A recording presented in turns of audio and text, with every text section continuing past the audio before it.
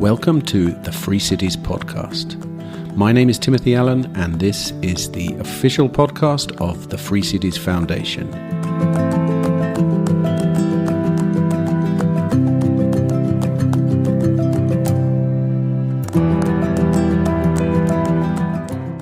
Hello and welcome to this episode number 98 of the Free Cities podcast. I hope you're well and having a productive week after the success of last week's show. This week I've got another pseudonymous person for you. He is somebody I originally met through Twitter some years ago. We've subsequently forged a good friendship in real life. In fact, you may know him yourself from Twitter, especially if you are/were a Bitcoiner. He was known as Selfbankt. That was until he was banned from Twitter during the pandemic. I think on that occasion it was for wrongthink, of course. That was the pre-Elon Twitter, obviously. Anyway, rather than reappearing on Twitter under a new guise, he made a home for himself on the decentralized messaging network known as Nostr, something that many other people appear to be doing of late, myself included. And that is something that we speak about a fair bit in this episode, along with his experience of nearly losing his job as an anesthetist over the COVID jab, the importance of what he calls filter events in life, and his discovery of religion and how that fits in with all the Orwellian events that he's witnessed over the last few years. Now, speaking of Nostr, last week I said that I would read out the comments I got from any boosts we received for the episode. So here goes. I'm not sure it turned out exactly as I hoped, but I am certainly going to keep it up from here on. It's a great way to interact with listeners, and of course what I'm really interested in is comments about what was discussed in the episode, but really it's up to you. Anyway, if you're interested, we actually made 12,650 sats in boosts for that episode. Yes, that's £6 in British money, but don't scoff. We all know we're playing the long game here, aren't we? Everyone knows Bitcoin's going to 1 million. Anyway, the boosts as follows. Justin Bianchi said, great conversation. We had an anon. Just say thanks. Bullish Mike said, awesome conversation with a ton of wisdom. Look forward to the next one. And Black Coffee, well, he just said, good morning. Thanks, Black Coffee. Great to have your input, mate. Anyway, there are also other comments that show up on the Fountain app because they were posted on the Nostr network. My favourite is by a gentleman by the name of Jake Woodhouse, and I really appreciate this comment because this is something I've been talking about for a very long time. It goes along these lines. He said, I love it when I get towards the end of a long-form podcast, say 3 or 4 hours in, and the conversation hits a really juicy bit of insight. This is an unbelievable way to learn. You have total context on why a strategy, theory, idea, concept, or decision is useful. Long live lengthy podcasts. Well, I've always been into lengthy podcasts myself, and I've always been into the notion that a good guest can lead you down a pathway during an episode, as Jake is alluding to here. And the prize at the end of that path is a deep understanding that could only be reached by following the stages of the conversation. And I think that's the power of podcasting and, of course, long-form podcasting. And I think Ben last week as a guest did that very well. We had a lot of good feedback from that episode. And with regards to Jake's comment, herein lies the power of Nostr. Because it's an open protocol, I can now see a social media feed of just comments on podcast episodes, which is, for me, an amazing experience, and it's a whole new way of discovering great new content. Anyway, I'll stop going on about Nostr now, but you will almost certainly be hearing quite a lot about it going forwards. Before we get to this week's great conversation, of course, a quick reminder that our conference is now very close, November the 1st until the 3rd. Tickets, of course, at libertyinourlifetime.org. And I noticed this week that there will be an overland tour with Titus from Munich to Prague, pre-conference, with some interesting stops along the way. Attendees can find out more on the website. Don't miss out on that one if you are coming from Germany. And don't forget to leave your comments on the show via Fountain or any other value for value podcasting app, or on any app that uses Nostr as a social media feed. This will be a weekly feature from now on. I will, of course, read out all the comments at the start of next week's show. And if all this talk of groundbreaking new freedom technologies is all too much for you, then I would advise you, please just sit back, relax, and enjoy my conversation with Selfbankt.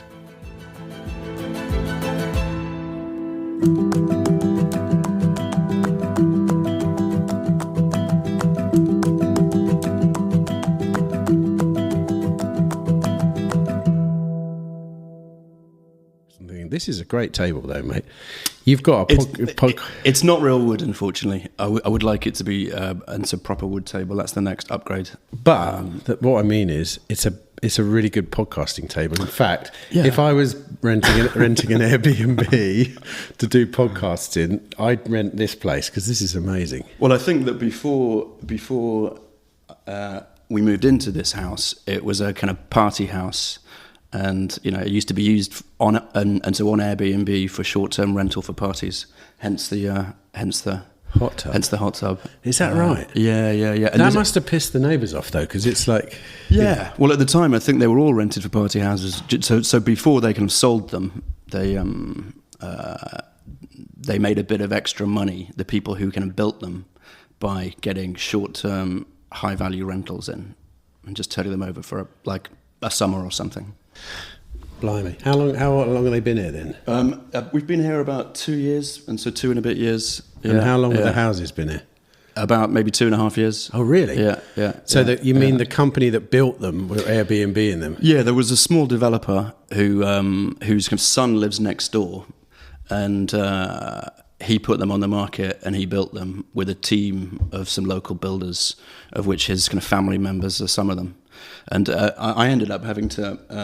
He wanted the deposit in cash, so I had to sell some of my kind of Bitcoin to come up with the cash to give him like plastic bags full of cash on the deposit that was off the books. I'll cut that out. No, you don't need to cut that out. That's absolutely fine. Really? But why would someone want cash other than? Well, because they're builders, and who doesn't want cash? Cash is king. Yeah.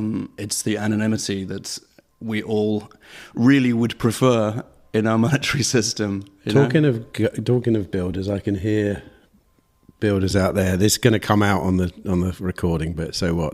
We're next to a kind of building site. There's some houses being built over there. Yeah, unfortunately, like for the first couple of years that we were here, we had a great sunset and we had a clear kind of skyline. But now we've got encroaching houses.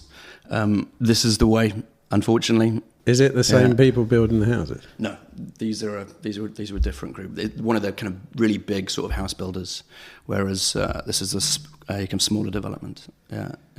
Right. Now, I suppose I better set the scene a bit. We're old mates from the Bitcoin world. Indeed. In fact, I know you originally.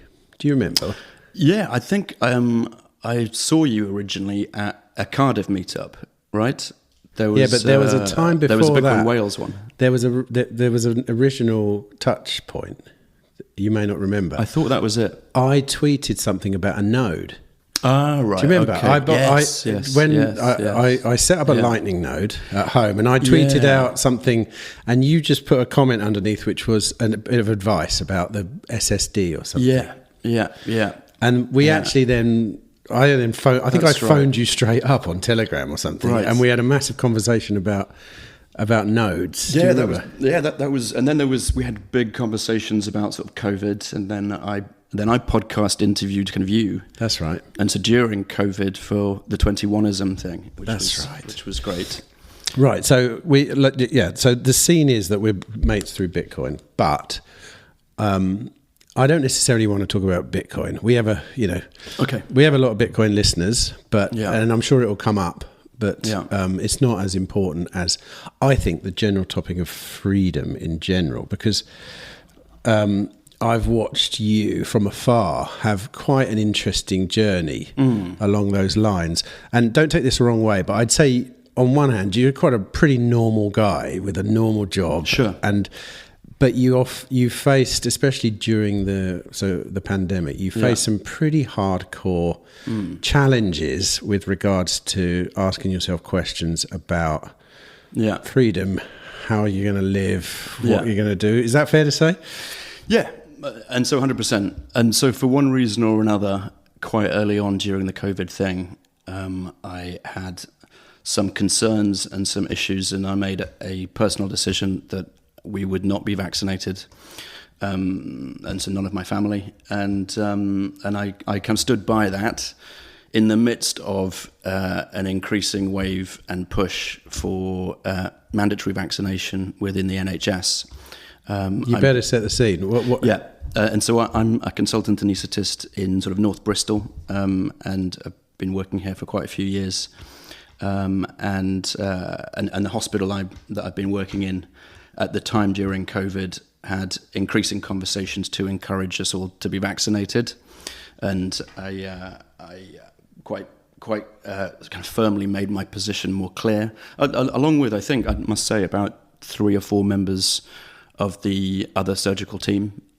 So there was a handful of us, maybe around kind of 5%, and so 5 to 10% who were initially very much against that. Can I ask, before you go on, why were people against it?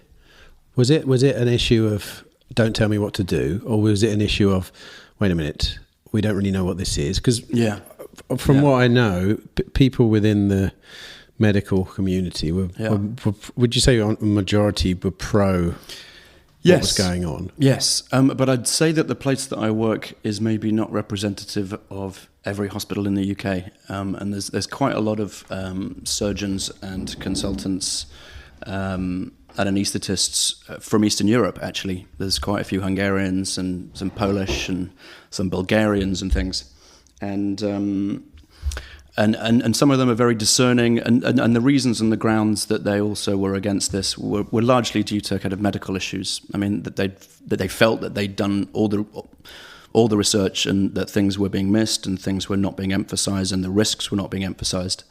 So I think that's the main reason. But to some extent, it's also because I think in Hungary and in Eastern Europe, you're dealing with people who have experienced something quite similar to what the Western world is now going through, with a kind of changing agenda of conservative kind of traditional values. So they were just very skeptical. Perhaps they always are very skeptical, but I think this thing about being mass vaccinated, like sort of livestock, was certainly something I was against, and it was something that they were against as well. And so that number went down, and we were literally given a kind of countdown to when, if we did not get vaccinated, we would receive a letter. And so telling us that our contracts were sort of terminated. I remember it. Yeah. I remember seeing the weeks getting closer. Yeah. It was full on, right? It was full on. This is your career. Yeah. This supports your family. This supports everything. And someone is saying, if you don't do this, which it seemed like, for me, obviously, it was a question of bodily autonomy. I think that seemed pretty fair. Mm-hmm. You could choose to have it or not. It didn't really matter to me. Mm-hmm. But this was, you must do this or your livelihood disappears. And it's a major livelihood. It's not like you're working in the local shop and you could go and get a job somewhere else, No, it's my full-time kind of livelihood and my professional career, for which I've worked my entire life. Worked kind of 20 years in that capacity in the UK, with 6 years of sort of medical school beforehand. And yeah, it's a huge commitment, and it's a huge thing to question your involvement in. And and I was literally kind of staring it in the face, and it got down to 3 days before the mandate rule and the contract termination sort of point, at which there was a U-turn by the government on the back of a number of protests and some mass kind of street protests all over London, and a number of people kind of standing firm against it. But I mean, obviously, I was very much prepared to give up my career as a doctor in this country, and we were genuinely looking at the options and the alternatives, which would either be to leave where we lived, to migrate somewhere else, either within the United Kingdom that was not yet affected, like sort of Scotland or Wales or sort of Northern Ireland, or even go to Mexico was like the preferred option. Well, and also, dude, I remember you talking about even getting a houseboat at one point. Yeah. You did speak about the option of going and living on a houseboat and just roaming around the country, like cutting your overheads down to a minimum. Exactly. Yeah. So why do you think they caved 3 days before? Was that really public pressure, or was that something else? It doesn't, like the government's, as you alluded to earlier, government isn't what it used to be, or it doesn't seem to be. No. They don't strike me as the kind of people that really give in to public pressure much anymore. Do you think that's true? I really don't know. I mean, there was a fairly high-profile young doctor in London who had a conversation with one of the prominent kind of MPs at the time, and that went quite viral. But perhaps there were people in government who were aware of the risks and were unkeen to take that move to submit people who were against it and the potential health implications of it, sort of on them. And so perhaps they grew a conscience. I do not know. But all I know is that it's transformed the last kind of few years of my life to have gone from the possibility of migrating my whole family somewhere else and starting completely afresh to subsequently moving house and having a second child, and it's been a bit of a whirlwind. Well, that's interesting in its own right, is how quickly things change. But I was even thinking on the way down here, I was listening to a Tucker Carlson podcast, which I wanted to talk to you about, actually, because Tucker's an interesting character, and I've started getting more and more interested in, for a number of reasons that I want to talk to you about later. But what struck me was they said, do you remember, like a month ago, someone tried to kill Trump? Do you remember that? Of course. Like it was, and then again over the weekend. Yeah, right. But you'd have thought that would something that would resonate for months. Sure. But it was forgotten within almost a few days, really. Sure. And now it just seems like nothing. And the pandemic's the same kind of thing. Like when you're in the thick of it, it seems like it's everything. And then like literally 6 months later, no one gives a shit.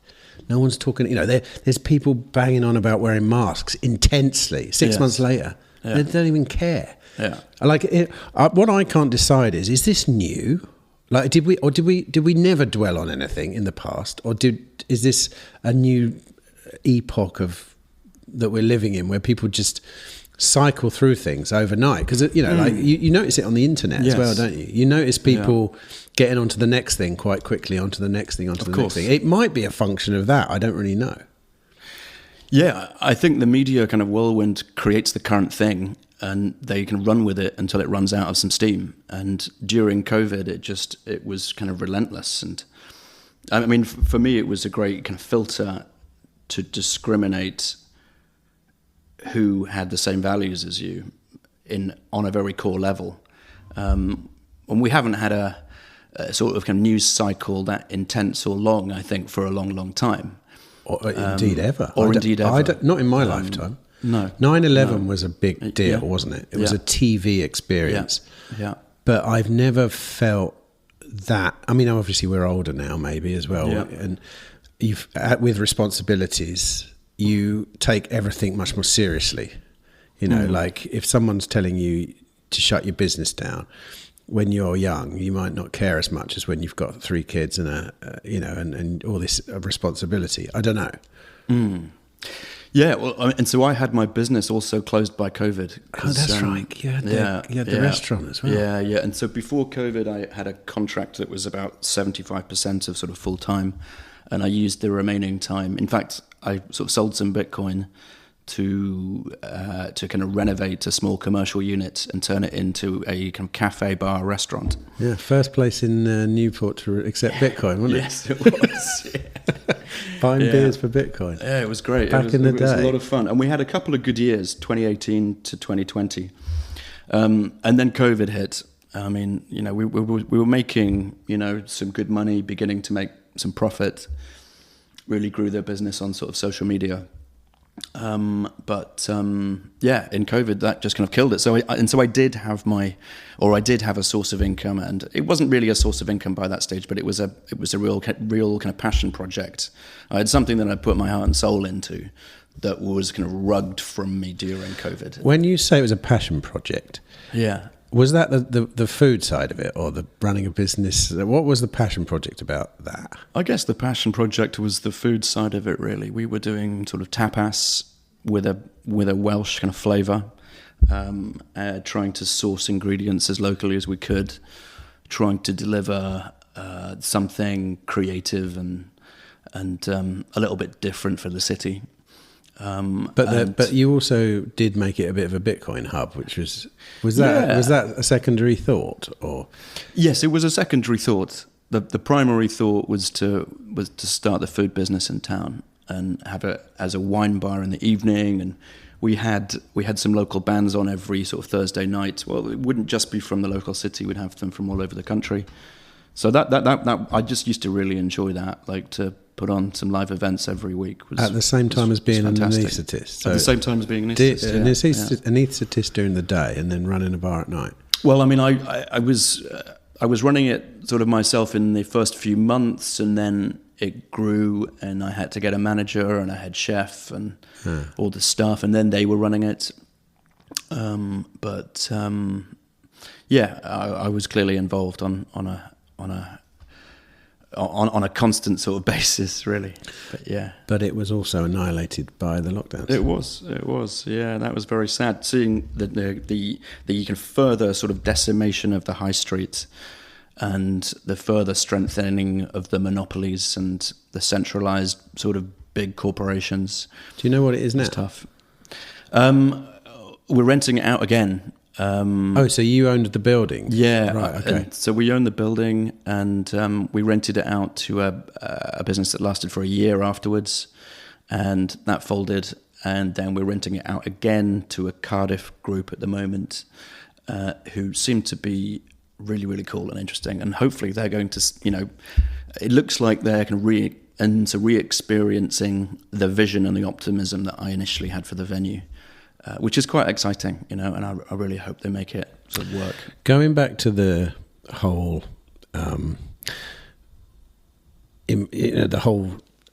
the freedom aspect of what happened to you during the pandemic. Yeah. And being prepared to basically give up an extremely, I imagine, well-paid job, supporting your family. Yeah. Because someone is trying to get you to do something you don't want to do, right? I mean, what prompted that? Was that was that already part of your ethos? Is it something you'd thought about much, or did it all sort of evolve during that period where you're like, no, I've got to stand for something? I don't know. What was the reason? It seems like it's a very small thing when it comes down to it, isn't it? It's someone putting a needle in your arm or whatever. Right. And you work in a hospital, you see that all the time. People are getting vaccinations, blah, blah, blah, blah. What prompts you to risk it all? Well, I think I could see that it was very kind of dehumanizing, and that was pretty scary if you think about the implications of that. But I mean, and so I wrote an extensive article that I tried to reference as kind of fully as I could to get my thoughts together before that kind of termination date. and actually kind of quit alcohol for sort of 3 months before as well, just to ensure I had my head together. But I was pretty fucking confident that I did, really. And I think the key thing was that I could see that if someone didn't get this to stop, then it would just keep going as far down as for children. And I could see that they wanted to jab kids. And I just knew deep down 100% that was wrong and that would cause harm. And I just couldn't let that happen. I needed to stand up against that in some way. So the article that I wrote had a number of sections that were espousing the risks and concerns of vaccinating kids with a very new vaccine that was very, very kind of novel, and there were already emerging health sort of problems that were becoming quite clear.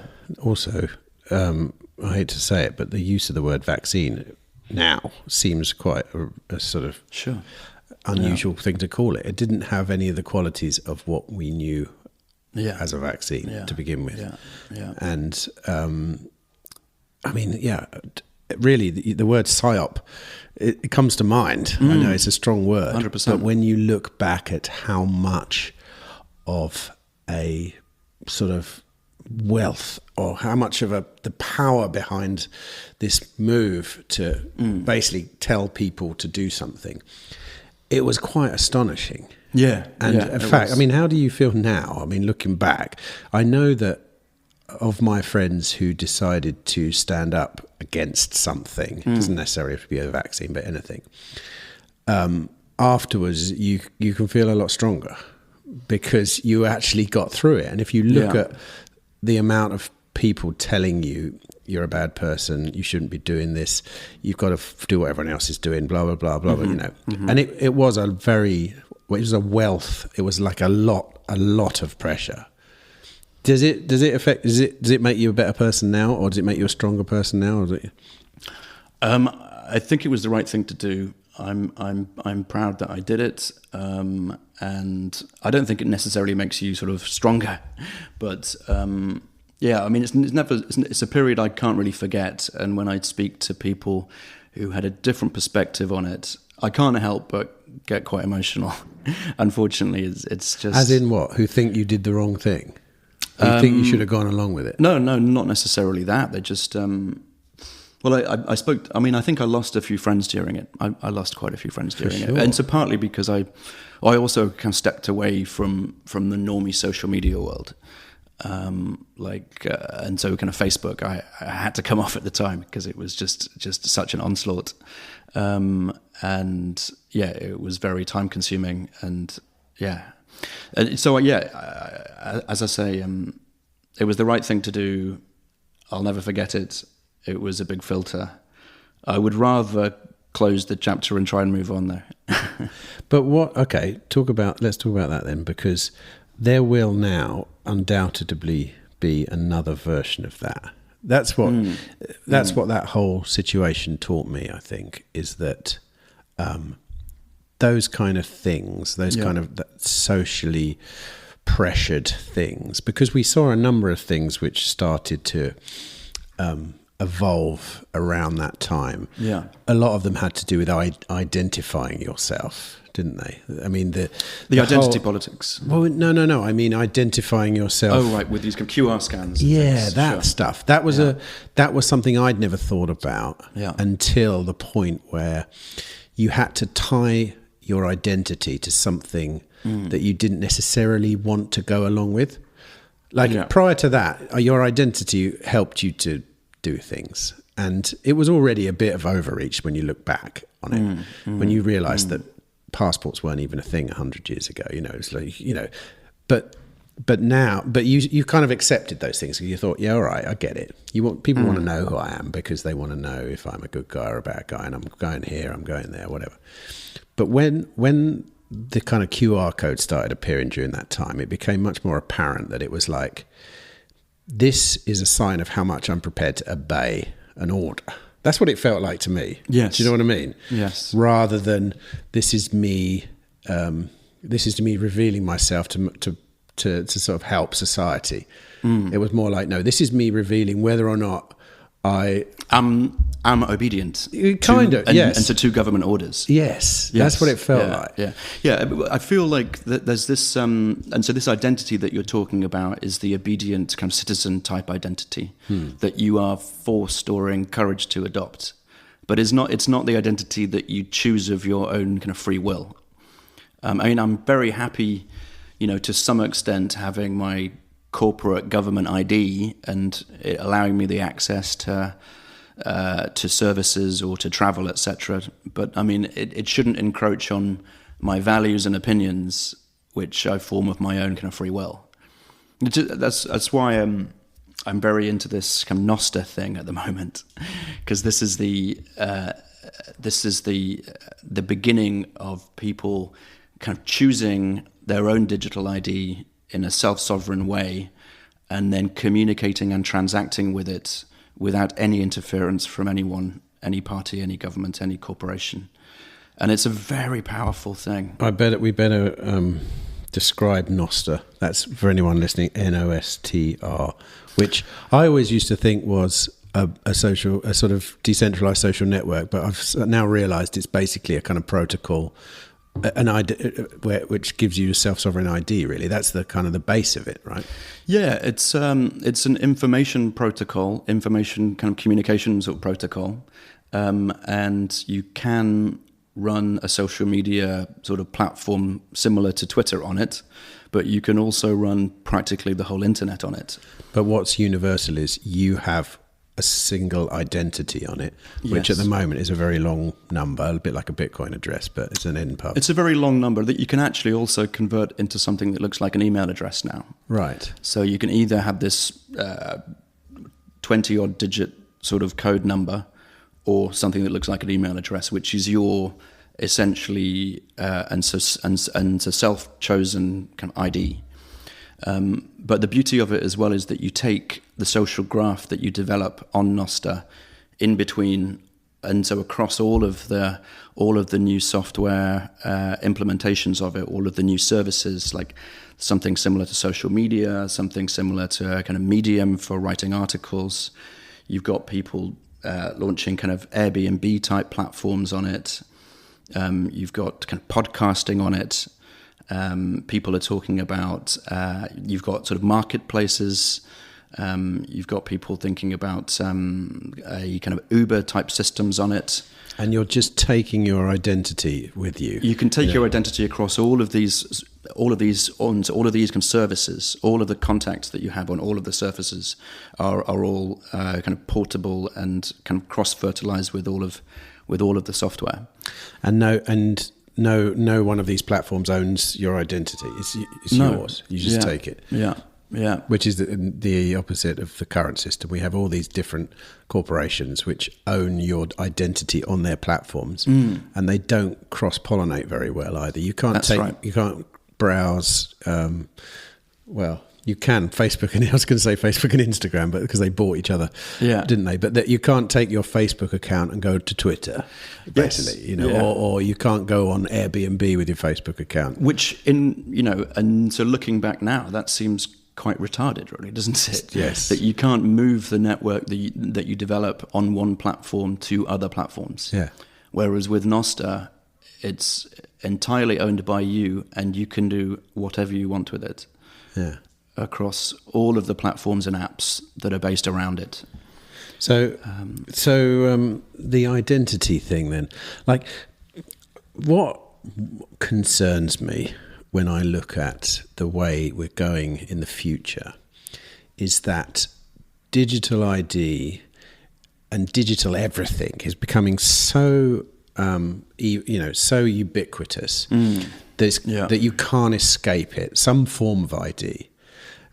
Sure, in an ideal world, if you look back to history, no one knew who anyone was. You just, you could disappear into the ether and no one would care. But now everything, it's kind of like, it's almost like people just accept, okay, we need to know who you are at all times. whether you're driving a car, whether you're flying, whether you're going shopping now, you know, like all this kind of stuff. And it's a creep that's definitely happening. It's not a conspiracy theory. It's really happening. And because it's being energized by the whole digital realm, it's scaling it very well. Like prior to the digital realm, it was difficult to scale things like this. You had passports. But I remember getting kicked out of Indonesia once in the 90s and going to Singapore, getting a new passport and just coming straight back in again. You know what I mean? Like saying I'd lost my passport, you know. You can't, well, you probably could do that now, I don't know, but it's much more difficult because the digital realm has allowed this kind of connectivity. Yes. And it's kind of now the arena of quite psychopathic authoritarian ideas. Sure.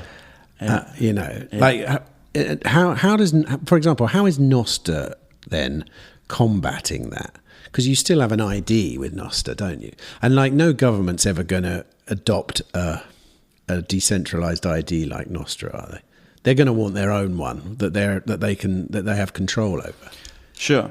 And so I guess it's different in that nobody controls your digital ID or has the power to publish any content on it other than yourself. So every action that you make, every note you post, every image or article that you write, you sort of sign with your digital kind of ID, and so you kind of verify it. It uses the public-private key encryption that sort of Bitcoin uses to just to kind of solidify the property rights of your content.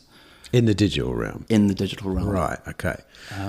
That's what I'm going on about. So how do we start to move the kind of zeitgeist of the physical world of what people think about how much you have to identify yourself everywhere now? Because it's getting out of control. Like I remember, you know, I was a journalist for like a number of years in London. Yeah.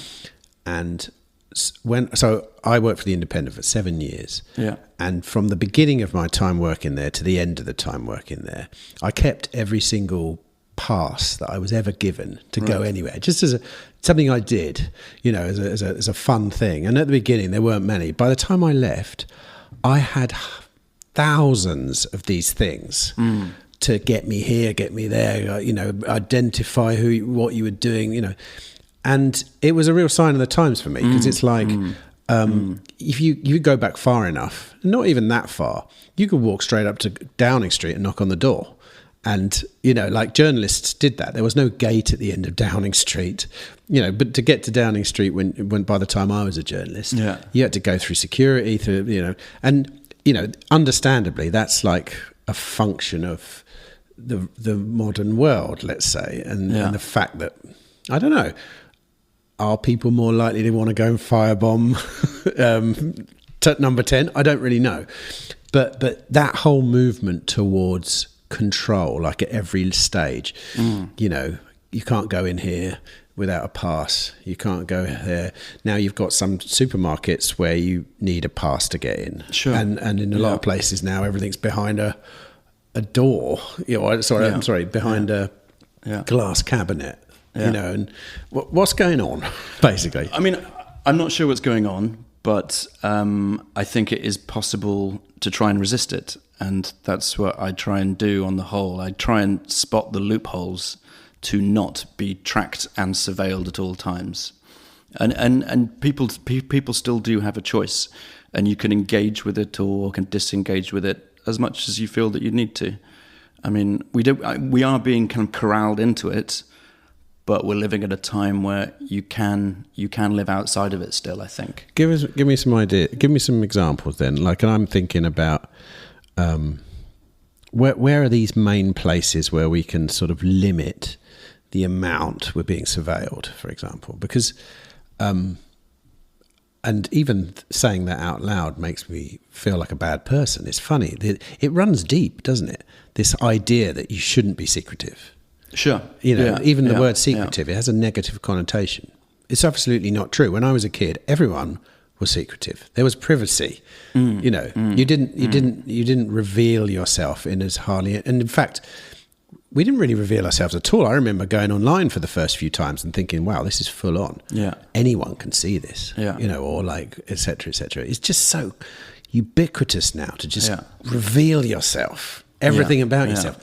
Put your Facebook pictures up there and, you know, whatever, you know. Yeah, I mean, I think people are realising there are a lot of risks with this. I mean, the amount of kind of fraud that's going on at the moment, and so digital kind of monetary sort of fraud is huge. And so my wife seems to get her cards hacked like every sort of year or something. It's nuts. Really? Yeah, she's been using this kind of Apple Pay quite a lot. Apparently, that's got a lot more attack vectors in it. And you're also kind of sharing your transaction history not only with your bank, but with Apple, you know. Really? So, I mean, for instance, that's an example of which, you know, if you can, I would prefer not to pay with my phone. I would prefer to pay with a card than my phone. I'd prefer to pay with cash than my card. And Bitcoin more than cash. I mean, and so I use kind of supermarkets, I'm sure like everyone, and you know, you have these kind of loyalty schemes with a supermarket in which they can essentially do the same thing. They're observing you and kind of what you buy, and they're incentivizing you through reductions in the prices of things. But you can actually just get a new disposable kind of membership card every single time that you shop, so that you're not tracked. Like I've started to... That's a ball ache though, isn't it? It's not. They're just giving them out. And so when you enter the shop, you can just pick up a new card and you can go. I mean, I've been starting to do some shops with Bitcoin until recently, and you can use Bitcoin to pay with a voucher code at the checkout with a new supermarket kind of loyalty card every single time, so that it's essentially like using cash, and your identity is not associated with any of your purchases or your transaction at all. And what about the buying of the voucher though?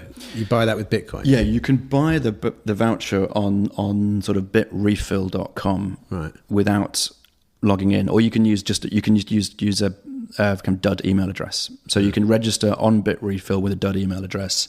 You can use Lightning to buy a voucher for exactly the value of what you're checking out at the supermarket with, and you can do it on the spot, on the fly, at the checkout desk in real time. But why does this all sound nefarious when it shouldn't? Well, do you know what I mean? Yeah, like, sure. What's going on? Why do I feel uncomfortable about just not letting everyone know what I'm buying? You know what I mean? Like this is the problem. We're in this age where there's a strong push, and you can understand why.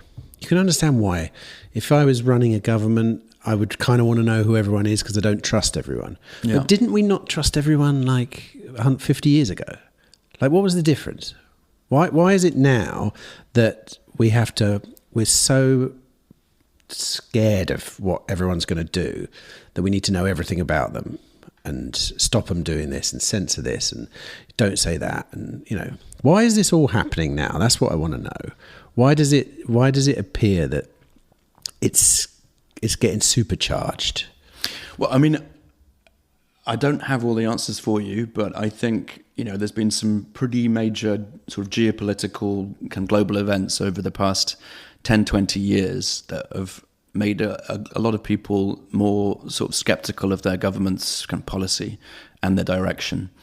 And there's been a resurgence in people returning to more traditional conservative kind of values that their governments do not seem to be encouraging. You know, is that real though? This is because I've noticed that about myself, my own ideas. Yeah, but that I think often just think that's a function of me getting older. You know, when you're younger, you're more idealistic. You're more sort of like, you know, socialist minded. And as you get older, you take on more responsibilities. Then you understand the conservative mindset a lot better. Perhaps. But is it really happening? Like, are there lots of people now thinking in those terms who aren't just going through life changes? They're just like, is it? I don't really know. Well, I mean, there are alternative countries in the world doing different things, of course. Like in Hungary at the moment, there's a policy that's been legislated that means that after you've had 3 children, a couple, if they're working, I think it's perhaps just the wife, but she doesn't need to pay any income tax. So there's a strong financial incentive for young families to have more children, and they're supported in that. And I think there's a number of other benefits that they get, but it looks to have been quite effective, and it has increased the birth rate there over the past few years. Were they doing it specifically to try and add more Hungarians to the... Yeah. Really? Well, they've got a strong anti-immigration or kind of open border policy, and yet at the same time they're encouraging their own citizens to have more traditional values and to have more children. And I think that's a good thing, because I live in a country in which we seem to be doing the opposite. It's very. It looks like everything seems to be stacked against you if you're having kids. The government doesn't make it any easier; they seem to make it harder, particularly if you're working and you're kind of productive. And perhaps it is just a factor of getting older, but I'm just taxed to hell and still scraping by in the fiat world, No, but that is true. I do agree with that. We were talking about it just before we came online, that the generation before us, by the time they were our age, they weren't worried about their kids having a good start in life. They weren't thinking too much about that. They were probably sitting on a nice pot of cash and no mortgage, and that is, at least amongst my peer group, that's definitely not the case anymore. No. And the thought that unless you as a parent take full responsibility for setting your kids up with a house, I don't see the option. No. Really. I mean, I'll give an example, right? So this shows you how behind the times I was. Our next door neighbour's house came up for sale. And I thought, you've been there, right? Yeah, and so I had a look at the listing. It looks pretty amazing. Right. Yeah, well, I thought, wow, this would be perfect. Like it would. I could buy this. Then we could make some money out of it. Maybe rent. They've some Airbnbs there, which there already are. Yeah. And then my kids have got somewhere to, and blah blah blah. And I just thought, and it was on. The price was like about 800,000, right? Yeah. Now I just thought, okay, I wonder how much. Like, say if I put some money down, would I be able to afford the repayments on it? Guess what the repayments were? 5,000 a month. 5,000 a month. It's like, who's going to be able to do that? Like that was me with with a decent income, thinking there's no way I would go anywhere near that. If I had 800,000 in the bank, that's a different thing. But if you're somebody like most people I know who don't have £800,000 in the bank, you have to borrow that money. And currently, it's going to cost between 4,000 and 5,000 a month for you to afford that place. And I don't know who that person is. Yeah, it's not helping anyone below the age of 25. That's for sure. There's no people out there who would. And I think when my parents' generation were growing up, they could look at places like that and go, yeah, we can make a life here. And it would make a brilliant life for someone. It would be a beautiful place to live, bring up children, get a job somewhere in the local vicinity, you go and work in a local hospital, go and do whatever, It's not an issue anymore. Like, everyone is realizing that by the end of the month, even if you've been working your whole life, it's amazing how little spare money you've got left to do nice things that seemed that 20 years ago were very normal, and 40 or 50 years ago were absolutely par for the course. Yeah, and you've got 2 people working in your household or whatever. Indeed. Yeah. I mean, it's without I mean, what do we do about that then?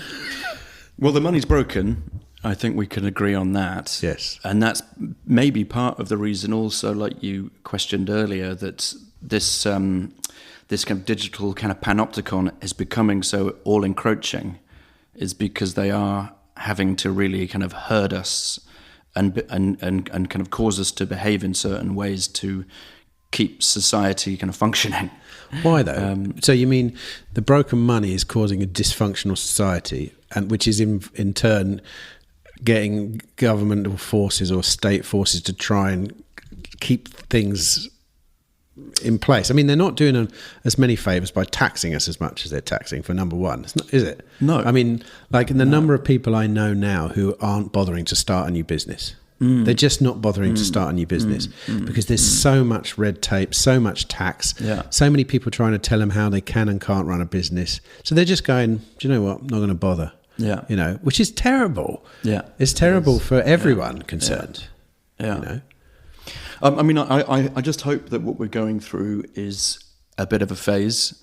And, you know, at the current time, I'm just focusing as much as I can on my family and my sanity and trying to get as much air and into nature and create a happy base for the kids, you know. And in a way, you know, and so you and I, and so we both have kids. We're fortunate that we're in that phase in which that's supposed to be our focus anyway. So let's just focus on them and doing the best for them. And then hopefully in a few years when we're a bit more free to do what we want to do anyway, we actually have some of that freedom. But why would that be true, though? Why would we be freer in the future? And, you know, I agree. The kids are the most, you know, prominent thing in my life.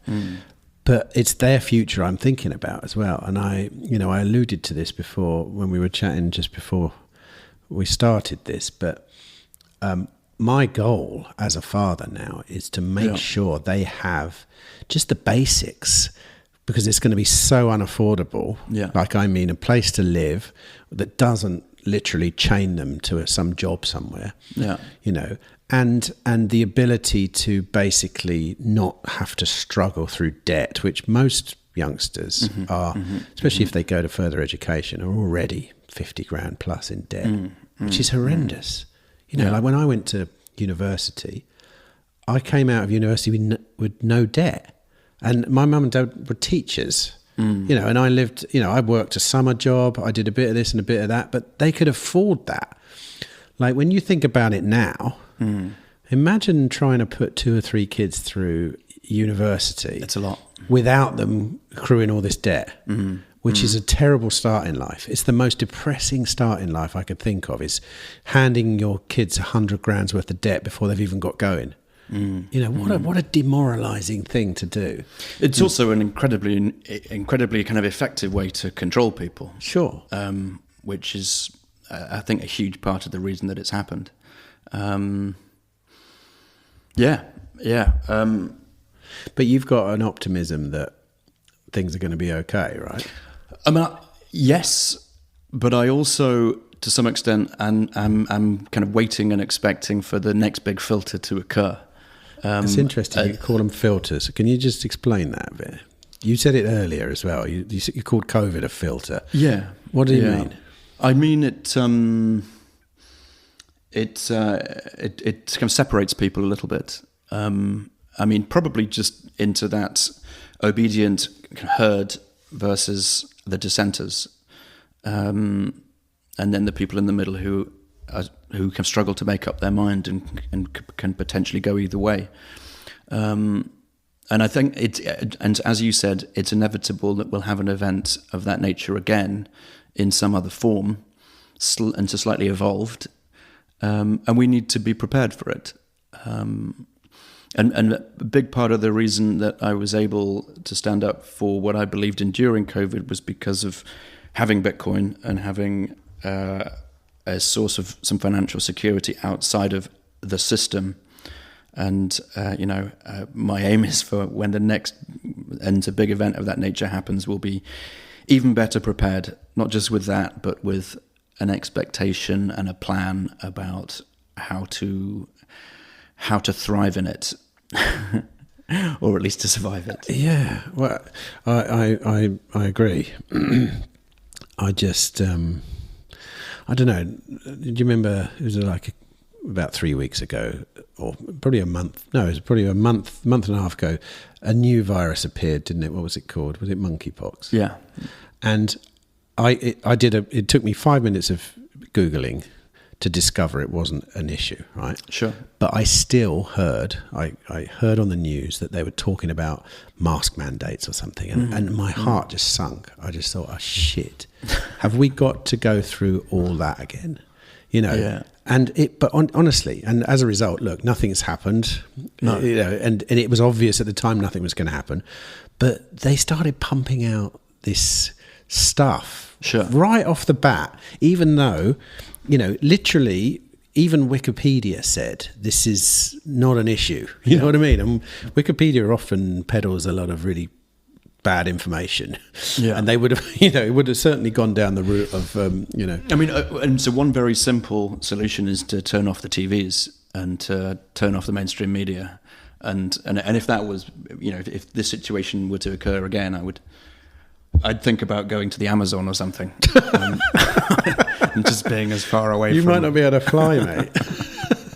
Well, that's what we did. We went to Mexico, mate, and then we went to El Salvador, and it was beautiful. You know, Mexico, we got left alone.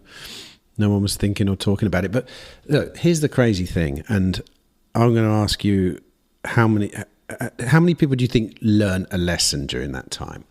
Because the crazy thing is that we saw it in real time, and you can talk to your friends now. We all know people who are avid sort of COVID alarmists or whatever, and you can say to them, and you can point out now that, look, what changed here? Because even, I don't know what the situation is now, but for a long period of time after everyone had forgotten about COVID, I think all-cause mortality was higher than it was at the height of the pandemic. Sure. Do you know what I mean? Like, well, there are potential reasons for that, but yeah. Right, but the point is, people were absolutely alarmed by these statistics that were coming out. And then literally 6 months later, when no one gave a shit anymore and everyone was back going on holiday to the south of, you know, Spain or whatever, those same people had no concern over these alarming statistics that were showing more people were dying each day than at the height of the pandemic, right? Did they learn their lesson from that? Did they learn to look back and go, oh yeah, so it's all relative? Yeah, I mean, I think people only really need to justify their decisions come to themselves. And so most people during COVID, they made a decision and they spent the last few years just trying to justify that decision to themselves and to pat themselves on the back over it. Or because you can't the cognitive kind of dissonance of putting yourself in the position of someone who did the opposite is a heavy and a very big thing for people to do, and I think a lot of people are not able to actually make that sort of leap. But could you, presumably, I mean, I feel like I could put myself in the position of someone who was emotionally traumatized by COVID, and that's how they were acting. It was obvious.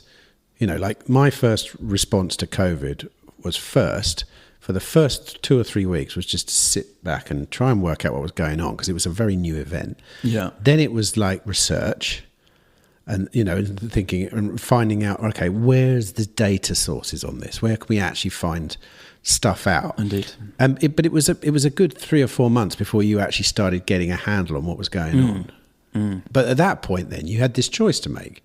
You could see what the risks were. You could see who the risk groups were. You could see what was happening, blah, blah, you know.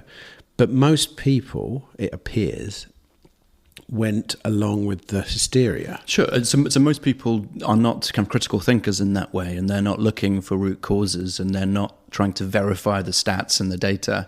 Do you think that's true? Sure, no, 100%. And so most people just kind of go along with what they're told. And I mean, to some extent, most of society in this country at least are in a debt trap, and you know they just have to pay the mortgage. And that's a big that's one of the major things. That's one of the major reasons why I think maybe most doctors in the UK just went along with it, is because they've been so demoralized over the past 20 years and they're only just breaking even with the expectations for middle class life that they had for themselves, and they weren't prepared to kind of sacrifice all of that. It's true, because they're under the hammer themselves. Once again, you need a way to mitigate the problems. And you mean in your case that's Bitcoin, right? Yeah, Your need, insurance against. You need a money that's not being debased constantly, and then you won't need to get a mortgage and become a debt slave. You'll instead work until you can buy a property. Or there'll be kind of financing sort of solutions under Bitcoin, but it won't be quite so kind of lifelong kind of servitude as it is currently with the fiat debt system. So you don't think it's too late to start thinking about Bitcoin then? The reason I ask is, well, let's face it, it's fully legitimized now, would you say?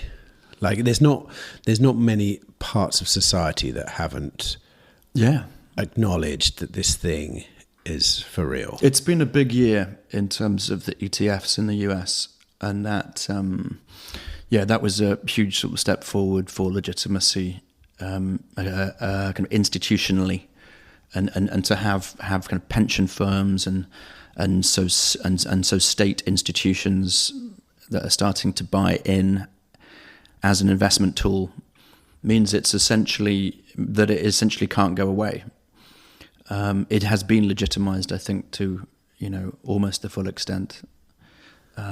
Still, though, if you look at the biggest political arena in the world, US, you've got Trump on one side saying, "Sure, yes, we're going to have a strategic Bitcoin reserve," and coming to a Bitcoin conference to speak, which is quite incredible. Yeah. When you think about it, 5 years ago, would you have predicted that? No way.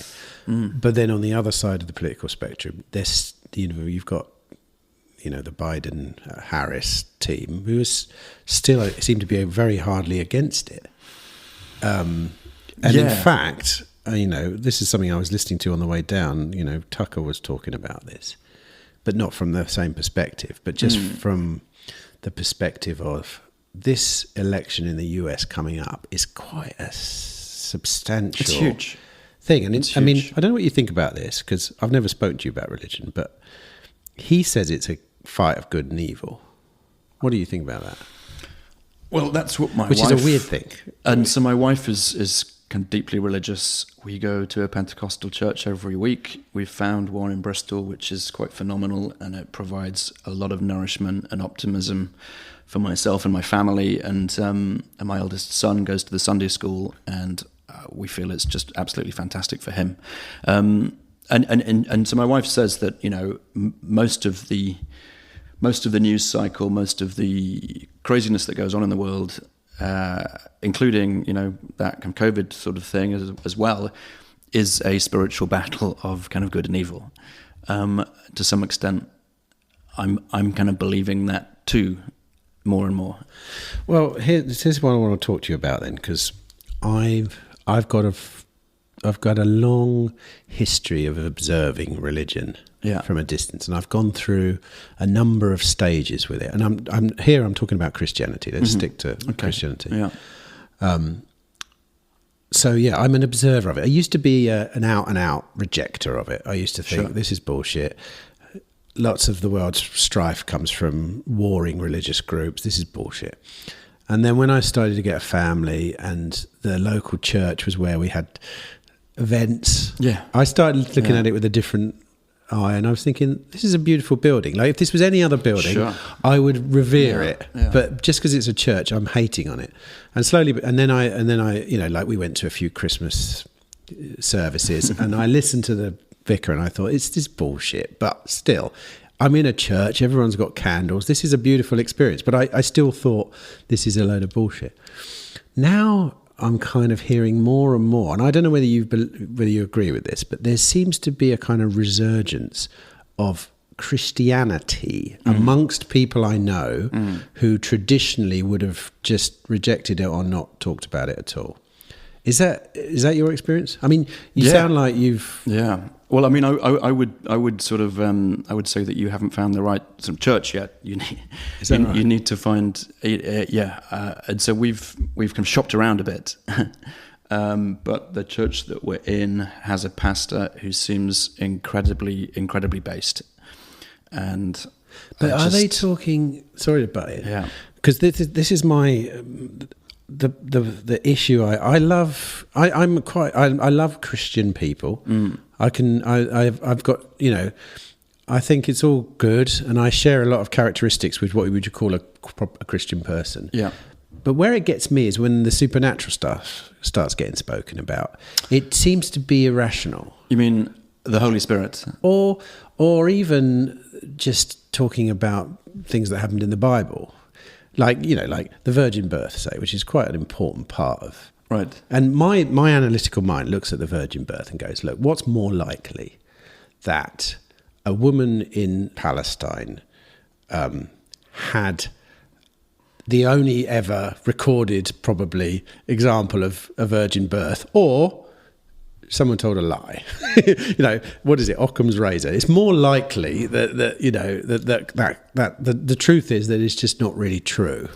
But just to go on a little bit, but there's a lot of instances of that in the Christian doctrine that just bug me.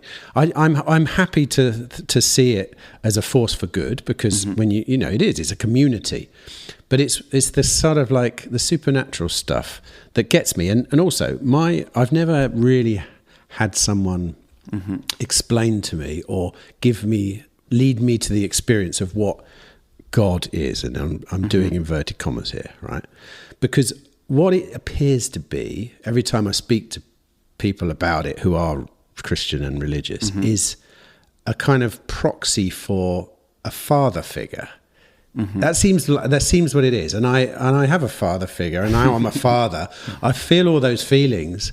I just don't assign them to a creator. Sure. Or I struggle with the idea of a creator because I keep anthropomorphizing it as to be some bearded guy in the sky, when the word God probably has a million meanings and it's different to everyone. Yeah. So where am I getting it wrong then? Well, I don't know. I mean, regarding the virgin sort of birth thing, that's a lens that she had been knocked up, for instance, and she was lying about the origin of the baby. Yes. I mean, the church that we're at, they had an artistic kind of representation of exactly that over Christmas. What do you mean? So there was a woman who was pretending. Who was going through kind of in her head all of other people's kind of perceptions of her as the Virgin Mary, and their assumptions of her behavior and her actions, and confronting the fact that everyone thought that she was lying about this. But was she? Well, that wasn't really kind of clarified. But I mean, that's what bugs me, though. But so in a way, it doesn't matter if she was or if she wasn't. Perhaps the story is just to draw attention to women in that kind of position. It is a fact of life that happens. There's been many children who were the outcome of that. It's no better or no worse than anything else. But I think in relation to what God is, I think maybe it's just. It provides a lot of meaning and optimism for you kind of personally, and it creates a lot more hope and kind of positivity in your life when you embrace the idea of a greater intelligence and maybe a kind of paternalistic hand that's kind of guiding things along. And this element that I don't really have full kind of faith in this yet. But I know that I need something to protect against the increasing sort of nihilism and existentialism of life. I feel that there's too much craziness going on. There's too much I can't understand. There's a lot of evil in the world, and so when you can stare into the face of that evil, you need something for it to counter against before it makes everything in your life entirely toxic. So I need like a source of ultimate good and truth, and I think that Christianity can provide a lot of that for people, and it has done, for hundreds, if not thousands of years already. And in a way, it's the cornerstone of Western kind of civilization, which, as much as I have railed against in my life, is really where I'm from and where my ideals have originated. I can kind of get on board with that version of it. Once again, it's like with, say, Christian values, the idea that there is even this hope and optimism. Yeah. That's kind of how I see it, really, as a mechanism, as a structure. It's like a protocol to give people that hope. And I mean, that's a highly valuable thing, though, because most people haven't got that. True, yeah, and their kind of mental health problems. But most people don't talk about it like that, though. Most people talk about it in the kind of spiritual sense, or the good versus evil, and there's this, there are other worlds of this, that, and the other happening, unseen. I don't know about the unseen stuff, but so just imagine if you had, an infinite kind of well of hope and optimism in your in your mind. What a valuable thing that would be. True. I think Christianity can really help people get closer to that. Yeah, an infinite well of optimism for sure would be good. But my brain works like this: and I'm a pretty optimistic person. Mm-hmm. I think I really do believe every cloud has a silver lining. I mean, I've never had any intensely horrible things happen to me in my life. That's great. Yeah. But so I think I've probably got a luxury to have that belief. But if I thought that there was this protocol that could give me this unlimited wealth, unlimited hope, I'd already be doubting it, thinking, hold a minute, is it real then? Like, what, am I kidding myself here? Yeah. Where does I don't know. It's very hard to explain. Well, there's not just the one protocol, of course. There's two. There's kind of God and there's Bitcoin.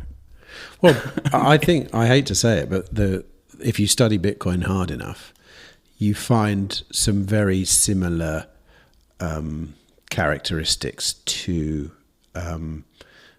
the doctrine of many spiritual practices. Mm. It teaches things. If you align with the protocol of Bitcoin, as in you learn about how it works and you understand it, and then you live your life accordingly. It's a very sound religion, basically, isn't it? Yeah, I think it's definitely transformed the way that I function.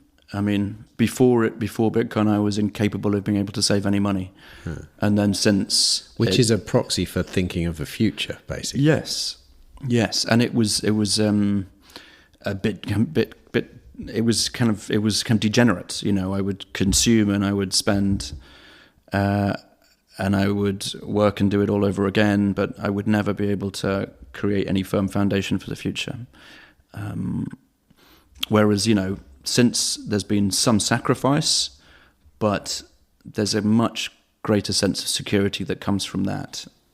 Go on, how much of it then is your religious belief or whatever it is, and how much of it is understanding the Bitcoin protocol, for example? Did they come along simultaneously? Have you always...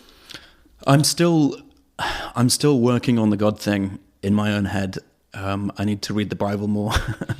I need to bend to it. I need to lean into it more. I need to embrace it because I want to be happy. I want that's kind of it. Like so my father came to visit this weekend.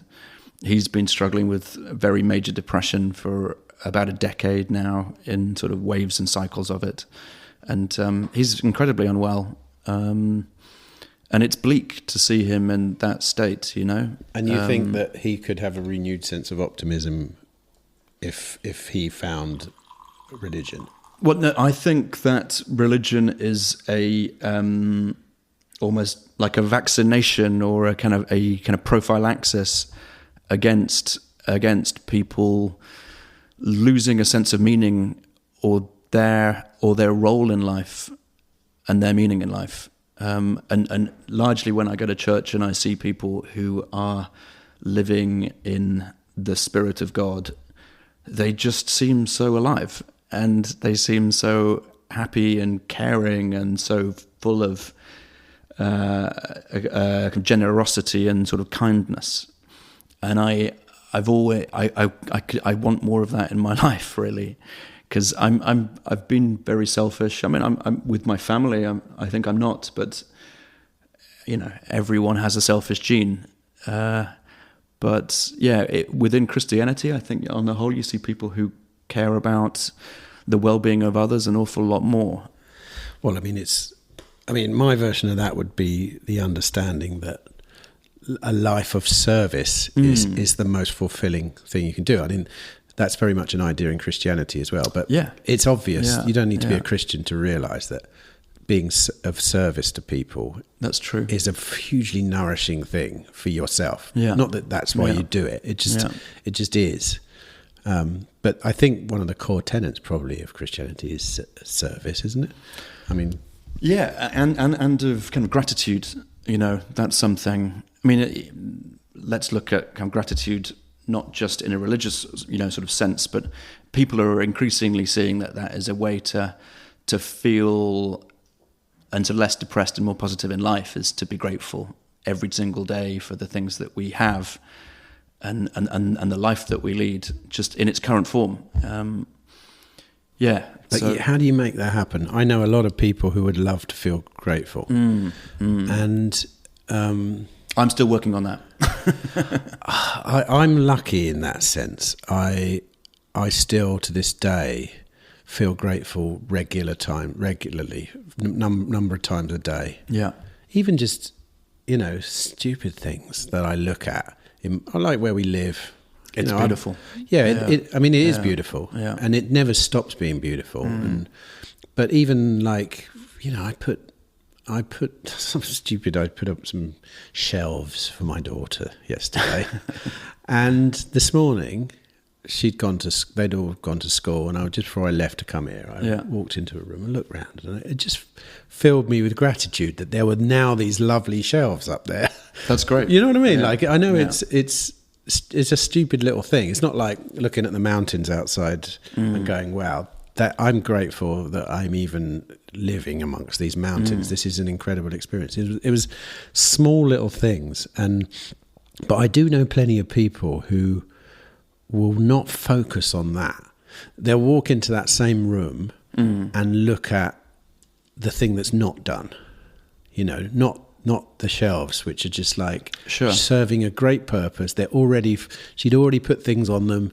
I was like, cool, this is really working. It's such a stupidly small thing, but it's functioning well. She likes it. I'm happy. I can go about my day. I think that's a really good example. I think that when you have kids, you do feel that sense of kind of gratitude an awful lot when you play with them, and when you do things with them. But yeah, I guess it is being grateful for the little things. That's a good way. That's a good way to start. Is like having some discipline to look around and just be grateful for the little things. So I want to drill down on this religion thing a bit more. So when you go to church, right? Yeah. Is it like you switch that thing on when you get into church? Like, is it more obvious in church? Is it more powerful? Is it more like, are the feelings stronger? Is the inspiration? Well, the church that we go to is a sort of Pentecostal church. I don't know what that means. So it's a bit more kind of charismatic, and there's an emphasis on the Pentecostal component of the New Testament. What is that? It's basically the empowering of people by the Holy Spirit to speak the word of God and to embody the word of God and to preach the gospel. And so it is in a sense that part of Christianity that is not so emphasized by something like the Church of England or the Anglican Church, which is a bit dry. We're not expressive. It's a more energetic, more empowering, more slightly supernatural aspect. And that there are stages during the sort of worship kind of components of the service in which people might want to speak in tongues, for instance, and you get people unleashing a lot of expressiveness, and it being highly energetically charged, and moments of possible kind of hysteria. And so similar in a way to the 90s kind of drug scene on the dance floor. Yes. It feels like there's something supernatural and high energy going on. Yeah, but in the 80s and 90s, dude, I knew it was the MDMA. I didn't think it was the spirit of God. Well, I'm saying whatever. I don't care what it is. You but just want it, but right. I just want Fair it. enough. Yeah. Fair enough. It's funny. I listened to the Tucker Carlson was talking to Glenn Beck. Haven't seen that one yet. Right. Mm-hmm. And because I didn't realise, I didn't know Tucker Carlson. I didn't used to listen to him on Fox, but since he's gone independent, he's an interesting character. He's awesome. But he's very religious as well. So is Glenn Beck. And they ended up talking about religion a lot. And he was the one who really hammered home the idea that this is a battle in the unseen realms that's playing out. Yeah. And obviously, the thought that Trump might be on the good team is a hard one to swallow, but fair enough. He would be my guy for sure. But I wouldn't see him as like. Well, in my mind, it just comes down to involvement in sort of war. I mean, and so the Democrats look to be the party of war. Yeah. And Trump, during his last term, didn't start any new wars. Yeah. And he's come out as the anti-war candidate for this election. You know, it's maybe unrealistic to end the Ukraine crisis in 24 hours, but it's a pretty good statement to make. I'm alongside him if he thinks he can achieve that. That's great. It amazes me that this transformation of the Democrats, you know, from the 1960s being the anti-war party, it now seems to be the opposite. So I think, and so red, blue, you can dress it up how you like. It comes down to are you for? Do you want war or do you not want war? Interesting, yeah, and I mean, but it's not as simple as wanting war, though, isn't it? It's about wanting a geopolitical advantage or something. Or do you mean that there are these bloodthirsty people that literally want war? I think there is a military industrial complex in the US which is very bloodthirsty and makes an awful lot of money out of continued conflict. Like Julian Assange said, the goal is not a successful war, but an endless war. Yeah. That's very much true. But I mean, there's wanting war for financial gains. Yeah, and there's wanting war because you want to see death and destruction. Oh, well, yeah, it's for financial gains, but it's at the expense of the loss of life and a great deal of pain and suffering on what they may consider to be insignificant sort of people. And do you think that what's wrong with these people? Like, why do they think like that? Is it like a macro view? It's like, well, yeah, some eggs need to get broken to make this omelette or something. Or is it just psychopathic people? I think it's probably just kind of psychopathic people, possibly compromised kind of psychopathic people who have been to a party they shouldn't have. And oh, you mean of like an Epstein? Possibly. I wouldn't be surprised if that goes on at a high level. Yeah, there's a lot of compromised people at the top. It is funny, though, to think that in this day and age, Trump versus the Democrats would be framed as good versus evil. That's amazing. But that's not the way that the Democrats are framing it, and that's not the framing you'll see on sort of mainstream kind of media channels in the US. No, but they're not framing it as good versus evil, are they? They're framing it as like incompetent buffoon versus, well, whatever. I don't know, like the right. Yeah, I suppose they are the party of the good, aren't they? I agree with you. I don't see much that they're doing that appears to be. Well, put it this way. For me, the issue is always about personal liberty. And at the end of the day, they're all pushing for a clampdown on liberty. It's just that Trump's doing it less. That's what it appears. I mean, he's a buffoon. I mean, he spoke at the Bitcoin conference. So once now he's launched a kind of shitcoin. Exactly. Token. Once you realise, once he talks about something that you actually like, I'd watched some of his speeches before, and I found them entertaining. And then I watched him at the Bitcoin conference, and I thought, of course. He doesn't know what he's talking about. Which is fine. But he didn't know at the last place he went either. Yeah, but it's a step forward. And for him to have RFK Jr. on board now, I think is really encouraging, because RFK Jr., his articulation of Bitcoin from even a couple of years ago to now has just come on leaps and bounds, and he really seems to get it. He does. But then again, he did say he wanted to buy what did he say? One of his manifesto was RFK. He would buy a certain amount of Bitcoin every day. It was like 500 Bitcoins a day. And when I worked, he couldn't do that. The price, well, he would end up spending like billions every day. Well, all they need to do is to print money and buy Bitcoin. I mean, once one government works that out, but he that's said, the winning formula. Yeah, but he said he would stop at owning 2 million or something it was. And it was impossible. You couldn't do that. By the time you got anywhere near it, it would be exorbitantly. I'm not sure about the details. Anyway. But I mean, and so no one knows what's going to happen with this election, but and we're not going to be able to change it. But I guess what will be. And so in a way, the more that the state tries to put their boot on your face, the more people are going to rise up, and the more tools will be developed to resist it.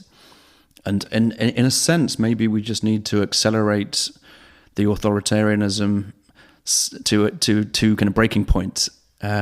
I've quite liked this kind of accelerationist kind of theory that people are talking with Bitcoin right now, which is just to bring it on, to bring on the next great filter, the next kind of dystopia. Really? Yeah. Fuck it. I'm ready. Well, yeah, but all right. I can see that. I don't want anyone to go through all this shit. I really don't. I just want a peaceful transition. I don't know whether it's going to happen because people are pretty fucked up. People are very, what's the word? They've gone in separate directions. Like people are moving to the extremes, aren't they? So whatever side you're on, you're becoming more devout. Perhaps. And that's always a bad thing. Yeah, you're right. But I'm a little bit nervous about this election. Mm-hmm. I know it's not even our country, but my biggest vested interest in the world is that Bitcoin adoption occurs. That's what I really care about, and I care that the nation in the world that has the most freedom lovers continues to be a freedom-loving nation, because even everything we're doing here at the Free Seats Foundation is about freedom. It's about creating free jurisdictions and all this kind of stuff. And America's like a bit of a beacon, historically for people. It's a frontier where people lived freely, and they've got a constitution that backs freedom and blah blah.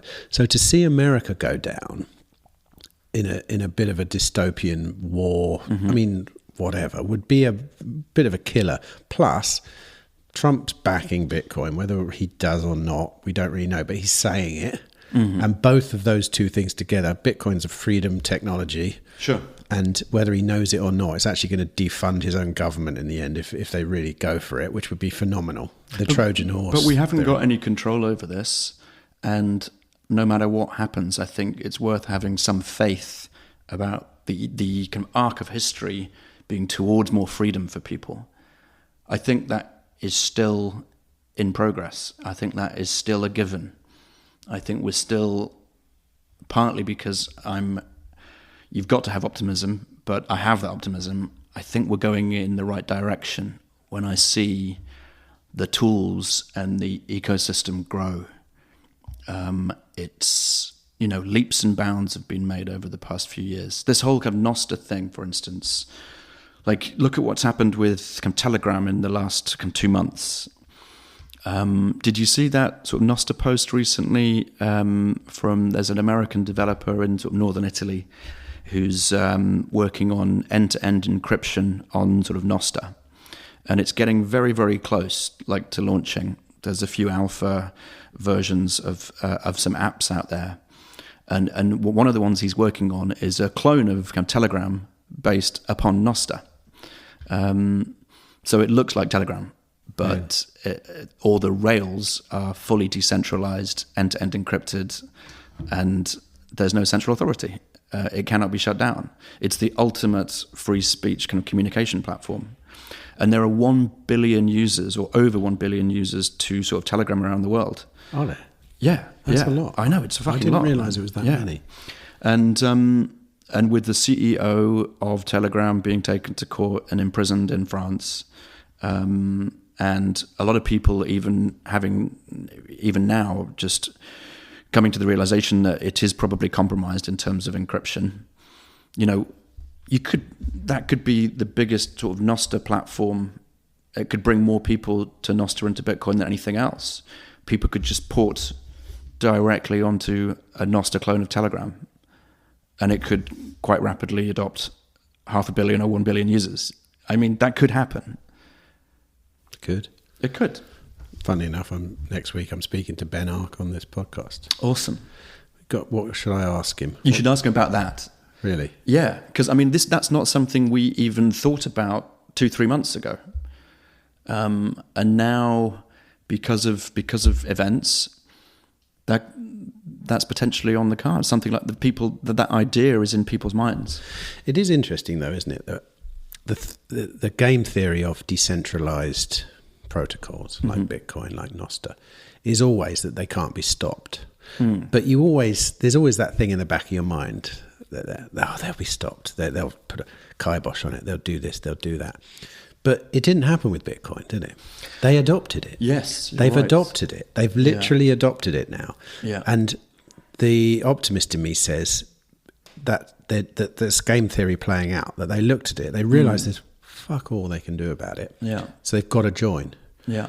Now it'd be interesting to see if the social media aspect or the messaging aspect comes to fruition, because Bitcoin's obviously, I mean, it's a messaging service, isn't it? Pretty much, it's a messaging service for money. Yes, exactly. Yeah. So, but it doesn't need to be private, as in, you know, but it's nice to have private layers on top of it, or kind of more private or more opaque layers on top of it. Sure, which we have with the Lightning Network.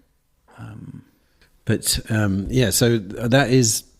Do you think this kind of beginning of a crackdown on encryption, is it beginning? It's not something I ever followed before, but we've seen a few recently, haven't we?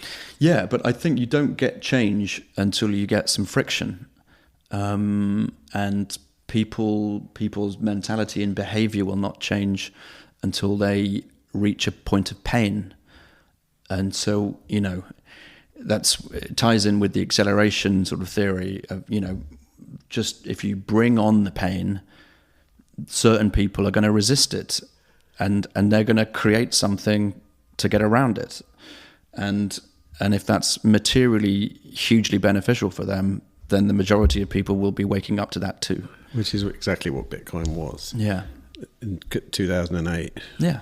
You know, it was 100%. It wouldn't. Well, there's two reasons why it exists. One is that the digital realm was discovered by technology. Yeah.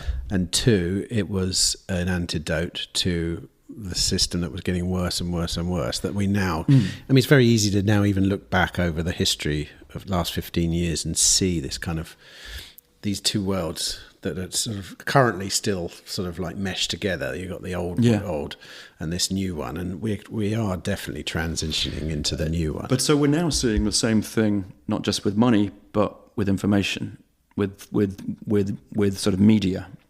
I mean, like, those big American sort of news networks, it's hard to believe that anyone takes any of them sort of seriously, or gives them any kind of legitimacy. Yeah, in our world, social groups, sure.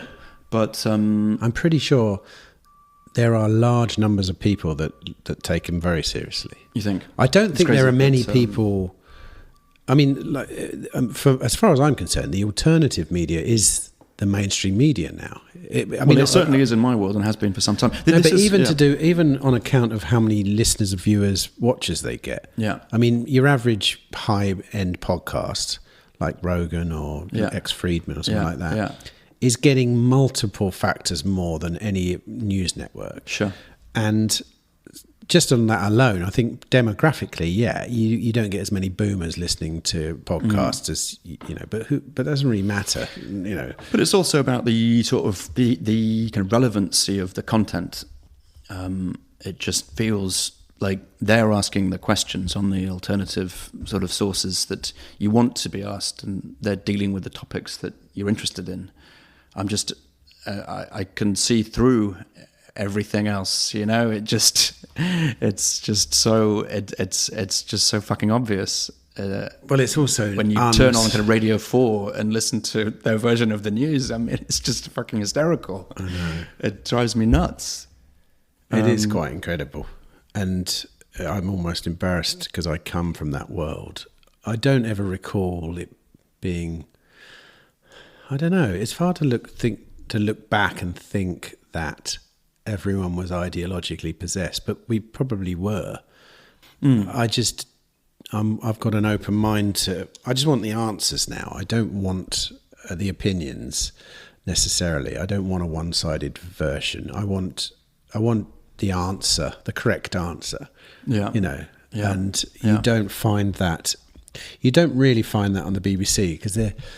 Not only is it obviously ideologically biased, but you don't get journalists being very hard-hitting. They don't really want to get to the truth unless it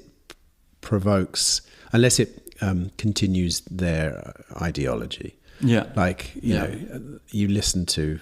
Like, I think a good barometer, for example, and only English people will know this, is the Jeremy Vine show, right? Have you ever listened to that? You know, it's like... Not for a long time. Right, lunchtime opinion. Right. And he's unbelievable. He's so patronising to anyone that doesn't have the same political beliefs. And I don't think he realises it. You know, like to the point where people have to lie about why they're coming on the show so that they can actually say what they want to say, you know, because it's a phone-in show. I remember when, you know, like if you... It's just so horrendous to hear people be that patronising to what is essentially... 50%, like if you're talking politically, probably 50% of the population, you know, if you talk about anything to do with Nigel Farage or Trump or any of these kind of characters, he's almost scoffing. These kind of bogeymen. Yeah. He's almost scoffing at the idea that you might be, they might say something interesting or relevant or whatever. Yeah. But I really don't think he knows how ideologically captured he is. You know, perhaps. Because it's true, like because you know everyone's got something good to say. Like you can never say that someone is completely terrible person. Or, I mean the way that in the wake of that mass kind of stabbing in the nursery in sort of Liverpool or that area a couple of months back, and the protests that ensued after that. The way that those protests in the mainstream media were called kind of Farage riots was quite I was quite gobsmacked by the audacity of them to frame them like that, just to take out a political opponent who was a little bit sort of anti-establishment. I mean, that was very revealing. No, but I think they really do think someone like Farage is a nasty person, or like same reason with Trump, like. If you take the time to listen to what he's saying, there's a few things you're going to agree with, a few things you're not, but you get a general sense of who he is. Yes, he's a slightly narcissistic guy, but he seems to have a bit of a heart, actually. I think you have to be a politician, don't you, really? Yeah. And then when you look at the other side, someone like Kamala, for example, or Kamala or whatever, she's obviously not really thinking for herself. She's on a lot of meds, I think. I don't know about that, but you don't. She doesn't work well on the fly because she's kind of. She doesn't think on the go particularly well, does she? No, it doesn't make a lot of sense. Didn't appear to be anyway. No. And obviously, I'm much more likely to trust someone who seems to be speaking off the cuff, even though a lot of it is just theatrics with Trump and bullshit. Yeah. But I trust him more because I kind of relate to him more because he's more obvious to me. You know, his antics are more obvious. Whereas, and I used to get this same feeling from Clinton. Hillary Clinton. She was the same. You didn't know what the fuck was going on inside her mind when she was speaking, because it was a narrative. It was a this. It was a that. There was no. Yeah. I don't trust a word she said, even though with Trump, I trust a word he says, even though a lot of it is going to be a crazy bullshit. I think that with Kamala, people are not voting for her per se, but they're voting for the team behind her, and she's just the theatrical kind of leader. But that would be better than voting for. And so, whereas with Trump, though, you know that he will be more personally involved in the decision making because it's his nature to be. and he has a track record of it. So at least you're voting for someone who's going to have some influence of control in what the party and the institution does. Whereas with Kamala, it's clearly not. I mean, she's not capable of making any decisions, I don't think. Or it's sad when you think about the state of British politics, though. I mean, you know, the guy in power now, who's a sap of an individual, an absolute sap, who also won. I think he won with 20% of the actual population, or less, saying yes. 18%. Yeah. I mean, what a broken system. And I agree, the way he dealt with that whole situation, which is obviously in the news now, this kind of immigration is being pushed hard, isn't it? It's like from every angle, there's the problem 100%. with problem with immigration. And there obviously is a problem with immigration. How big or small you think it is, that depends on who you are. But for them to pretty much just say, there's no problem with immigration, is completely stupid, but that's what seems to be going on now. It's like the emperor's got no clothes. It's really happening that you get on one side of the spectrum, you get people that just want to hear the truth, and on the other side, you got these people saying it's not happening when you can see with your eyes that it's, even if it's not as to the degree that some people are saying, it's definitely happening. You know, like. There is a problem. Yeah. You know, there's other problems as well, but to deny the problem is like I say, it's like a late stage. It's very Orwellian. Yes, I mean, it is of course a line from Orwell. It was the last order of the state or the party to deny what you're seeing with your own eyes. It was slightly kind of rephrased, I think, but. You know, I do want to verify. I do base my worldview on what I see around me, not what I'm told via a sort of megaphone. But they're really doing it, aren't they? Yeah, they are. Did this always happen? Was this happening in the 1940s Probably. when Churchill was giving speeches? I don't know if you've seen any. Did you see that Tucker Carlson show about World War II recently? No. It was interesting. He talked to a historian who does very deep dives on sort of podcasts on one of the topics was World War II and sort of Churchill and things. And I think we've always been kind of hoodwinked one way or another in a direction that certain people feel we need to go down. It probably always has gone on. But leaders were more universally liked, weren't they, in the past?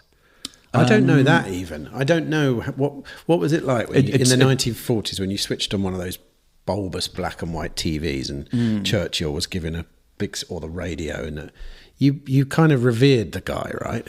Like, I think so. That's certainly the way that it seems to be portrayed now. But but that doesn't mean anything, as we know. Yeah. Like, I really, it's like, talk about doubting everything now. The longer you go on, the more I discovering new things that I've taken for granted for many years. Well, that's why and not verified. That's why it's much more simple just to go with two protocols, and so God and Bitcoin, because they're foundational and they don't change, and they provide a positive arc for your life without all the fucking noise. Just to some extent, you need to kind of disengage from the propaganda machine. And have you watched that film, Thank God for Bitcoin? Is it? I did. I saw it last week, actually. Is it good? It was really good, because it was launched maybe a couple of months ago. What's the thesis behind it then? Is it a religious, as in, I take it's the Christian case for God, for Bitcoin or something? Not necessarily. It just brings a bit of it wasn't just about the Christian faith. It brought Islam. It brought kind of tenets and teachings from Islam, from kind of Judaism, and from Christianity in, and to show how a sound money was a core principle of all world major religions, and so basic commandments about being decent and honest with people and not kind of stealing from people. Were essentially core to all major religions as well, and how the fiat system is the antithesis of this.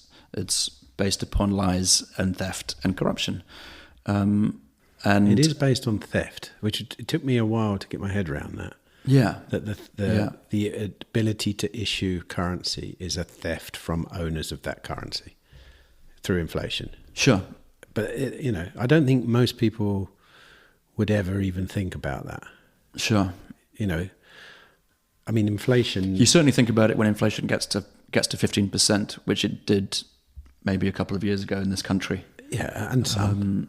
most things are almost twice the price they were. Yeah. Like in the shops, you know it. Yeah. It's not bullshit anymore. No. The things I used to buy for £2 are now £3.75 in the shop. Things like cheese, things like, you know what I mean? Like it's almost double. Yeah.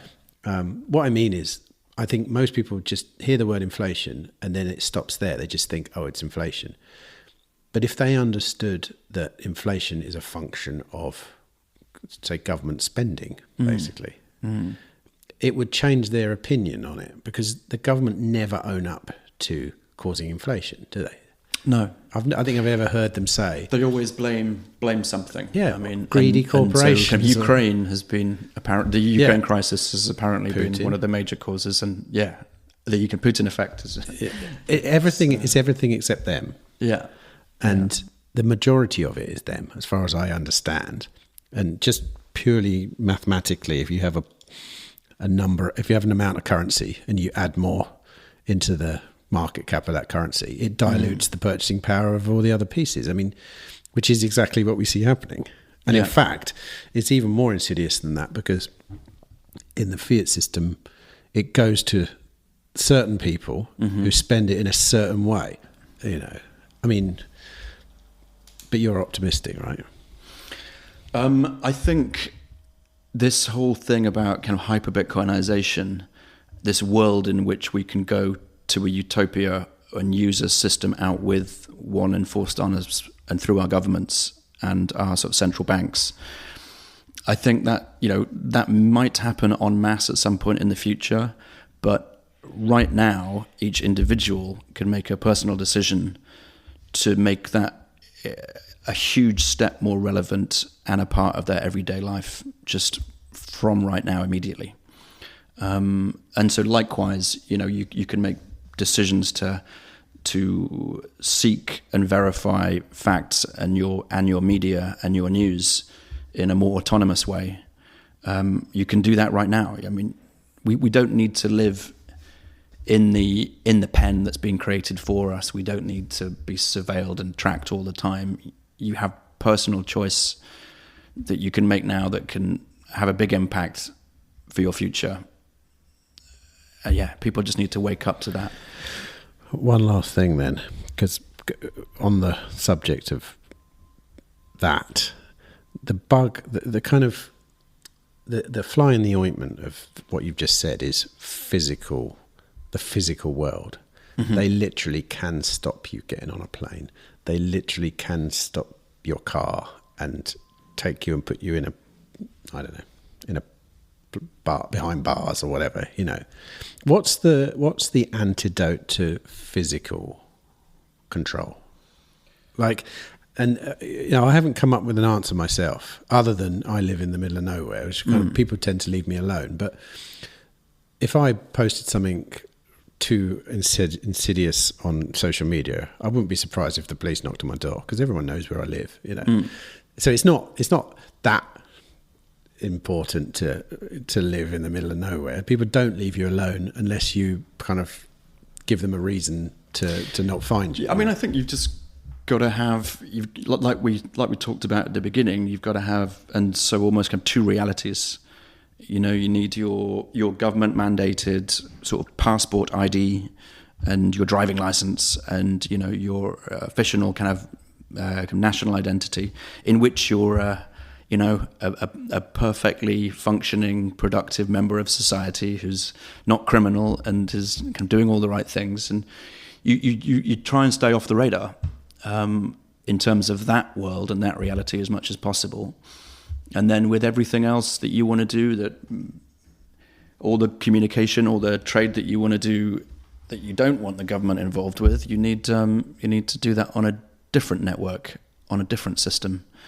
on a more grassroots, evolving circular economy, decentralized platform, which the tools are out there are emerging, and the people are emerging, and the communities are beginning to emerge as well. Like, I love going on to BTC Map every so often, or hearing about the new wave of adoption in, which island was it? It was one of the kind of Caribbean islands, kind of Curacao, I just heard about. Is one of the largest growing sort of Bitcoin communities and the longest standing Bitcoin communities. They were accepting Bitcoin in some supermarkets there before anywhere else in the world. I didn't know about that until last week, but and so Curacao sounds pretty good. They've got nice wind. They got good drink there as well. Haven't they? Yeah. Blue Curacao. Yeah. It's something my grandparents used to have on the wall. I'm not sure if it's any good. I think my mum and dad had a bottle of that in the drinks cabinet for about 30 years, exactly, I would say. Yeah, I never got drunk. It's just this horrendous. Quick question, because I forgot to ask. Talking of having two worlds. Yeah. What happened to Selfbankt on Twitter? I got deplatformed from Twitter. I'm not entirely sure why. It was during COVID, during which I was quite outspoken about things. But yeah, I took the decision to not launch a ghost account and, to build my network on someone else's kind of centralized platform again. I was in the position of running the Bitcoin Bristol group and having a Twitter account for them. So I kind of worked under that banner on Twitter. And instead I moved over to Nostr, and it just seems a much more of a kind of firm foundation to build a social media network and group, because it can't be taken away from you. I was going to say, you had a big network on Twitter, right? Yeah, it was close to 10K, and but it was hard. It was proper followers. It was very loyal, hardcore followers. I think so. Yeah, it was a strange feeling, like to lose something. And it was a good example of why we shouldn't really be growing our communities on a platform of that nature, because you can be rugged, much like you can on the fiat system. You can be rugged, and you need to build your house on rock, right? It's. I think it's pretty sound advice. Great. All right, we'll leave it at that then. Build your house on rock. I'm going to commit that to heart. Thanks for talking. I'll call you Selfbankt. I'm not going to call you by your real name. No one needs to know that. And yeah, good to speak to you again. Good to see that you're still walking the walk, talking the talk, which is important. I think there's a lot of people that that need to be doing that. And so thanks for that, and thanks for talking. Great chatting to you. Thank you. Absolute pleasure.